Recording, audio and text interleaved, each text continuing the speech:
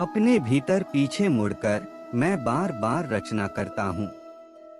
जिनके मन और आत्मा में सामंजस्य है, जो इच्छा और क्रोध से मुक्त हैं, जो अपनी आत्मा को जानते हैं, उनके साथ ईश्वर की शांति है। हम वही देखते हैं जो हम हैं, और हम वही हैं जो हम देखते हैं।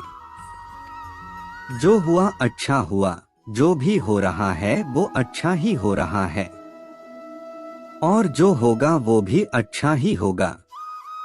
बुरे कर्म करने नहीं पड़ते हो जाते हैं, और अच्छे कर्म होते नहीं करने पड़ते हैं। क्या गया है तुम्हारा जो तुम रोते हो? तुम इस संसार में क्या लाए हो जो तुमने खो दिया? तुमने क्या पैदा किया जो खो दिया? क्योंकि तुमने जो भी लिया यही से तो लिया, जो भी दिया यही पर दिया। आज जिसे तुम अपना कह रहे हो, कल किसी और का था, और परसों किसी और का होगा। फिर क्यों रोते हो? परिवर्तन ही इस संसार का नियम है। यह प्रकृति है जो सभी गतियों का कारण बनती है। अहंकार से मोहित मुख उस धारणा को धारण करता है जो कहती है मैंने किया। गर्मी और ठंड, सुख और दर्द की भावना इंद्रियों के अपनी वस्तुओं के संपर्क के कारण होती है। वे आते हैं और चले जाते हैं, चिरकाल तक आपको उन्हें स्वीकार करना चाहिए। पूर्ण लगन के साथ अपना कार्य करो, लेकिन उसके फल की इच्छा मत करो, क्योंकि जब आप फल की इच्छा करते हैं तब कभी न कभी आप अपने कार्य में पूर्ण रूप से समर्पित नहीं हो पाते। गति के लिए चरणों पर ध्यान देना आवश्यक है, किंतु प्रगति के लिए सदैव आचरण पर ही ध्यान देना चाहिए। प्रकृति द्वारा निर्धारित कर्तव्य का पालन करते हुए व्यक्ति ने कोई पाप नहीं किया। जिसका मन उसके वश में नहीं है, उसके लिए उसका मन शत्रु के समान है। वो मूर्ख हैं जो प्रेम को बकवास कहते हैं। प्रेम इस दुनिया की जड़ है जिससे दुनिया बनी है। अपनी इच्छा की शक्ति से अपने आप को नया आकार दें। अपने आप को कभी भी स्वेच्छा से नीचा न होने दें।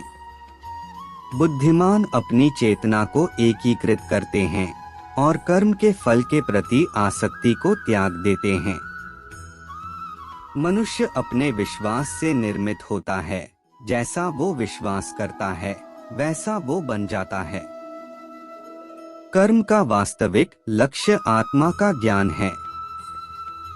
हम जो कुछ भी हैं वह हमने जो सोचा है उसका परिणाम है। हम अपने विचारों से बने हैं, हम अपने विचारों से ढाले जाते हैं।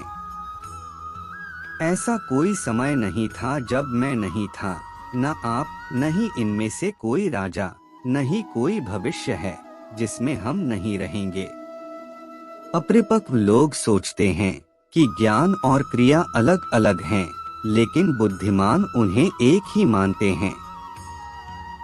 जिस प्रकार इस शरीर में रहने वाला बचपन, युवावस्था और वृद्धावस्था से गुजरता है, उसी प्रकार मृत्यु के समय वह केवल दूसरे प्रकार के शरीर में प्रवेश करता है। बुद्धिमान इसके बहकावे में नहीं आते।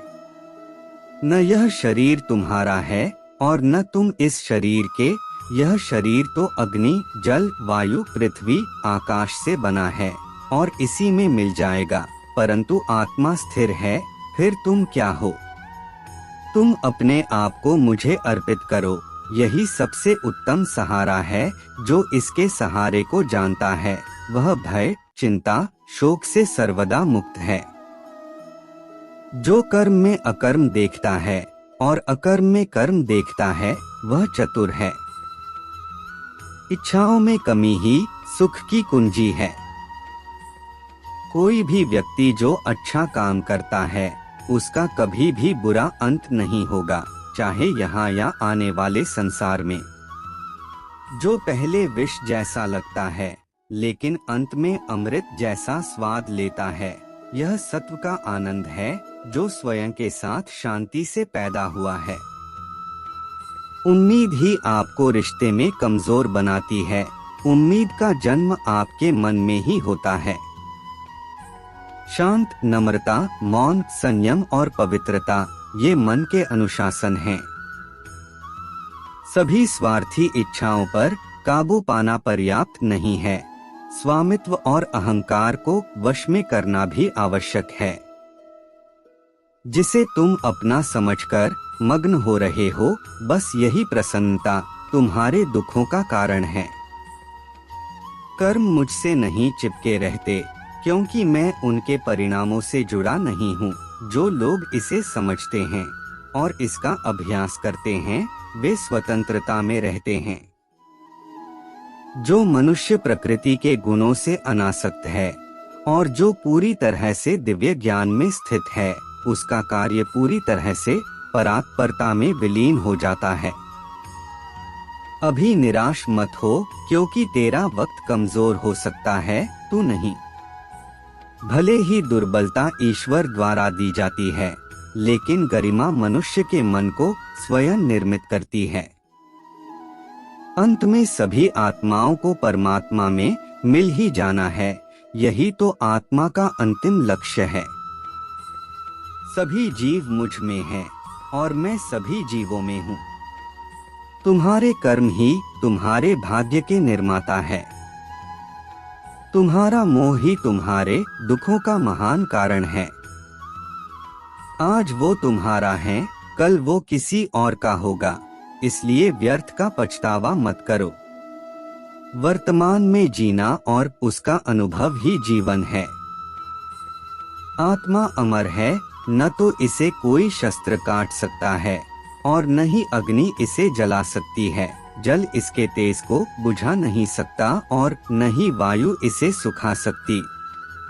किसी और के जीवन की नकल को पूर्णता के साथ जीने की तुलना में अपने भाग्य को अपूर्ण रूप से जीना बेहतर है। आप बुराई से कुछ समय के लिए बच सकते हो, लेकिन बुराई तो तुम्हें हजारों की भीड़ में भी तुम्हें ढूंढ लेगी, जैसे गायों की झुंड में बछिया अपने माँ को ढूंढ लेती है। सभी जीवों का निर्माता मैं हूँ। किसी जीव को कष्ट देकर तुम मुझे खुश कैसे देख सकते हो? कृष्ण का सेवक बनकर ही जीवन सफल होता है। चिंता नहीं, चिंतन करो। घमंड व्यक्ति को ले डूबता है। मैं विधाता होकर भी विधि के विधान को टाल नहीं सकता। मन सफेद कपड़ा है, इसे जिस रंग में डुबाओगे वही रंग चढ़ जाएगा। उठो, श्री कृष्ण के चरणों का वंदन करो। लज्जा और अभिमान छोड़ दो, मन को निर्विकल्प कर लो और वृत्ति को सावधान करके हरिचरणों का वंदन करो। जीवन में सुख ही सुख है, यदि हम आशाओं का त्याग कर दें। जीवन में आधे दुख का कारण आशाएं बड़ी होना है। जो व्यक्ति आपकी कदर नहीं करता, उसके साथ रहने से अच्छा है आप अकेले रहे। क्रोध की अवस्था में भ्रम जन्म लेता है। भ्रम बुद्धि को नष्ट कर देती है और बुद्धि के नष्ट होते ही व्यक्ति का पतन हो जाता है।